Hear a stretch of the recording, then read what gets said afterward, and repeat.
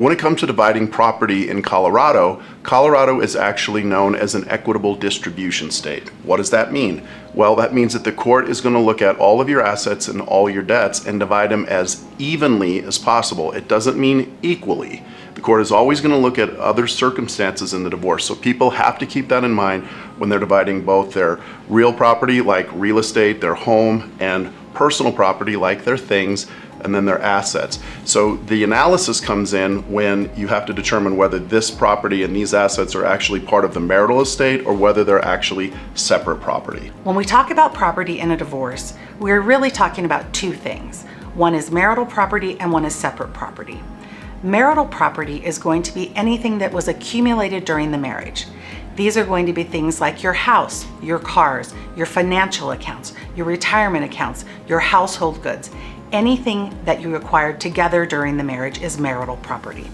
Separate property is anything you owned prior to the marriage or anything that you received directly to you during the marriage, such as a gift, a settlement of an accident case, or something of that nature.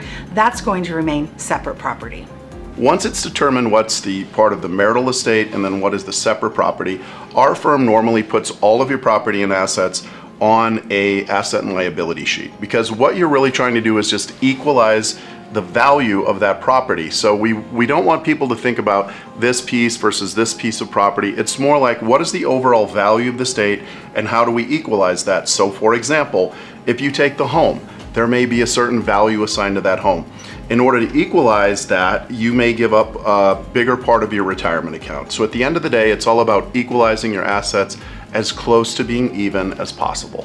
When it comes to property in a divorce, there are a lot of factors that go into it. Value is a very important factor. You need to know what the value of all your property is. You need to be able to have someone who can sit down with you with that asset and liability sheet and help you figure out what is an equitable distribution of that property and advocate for you in the divorce proceedings.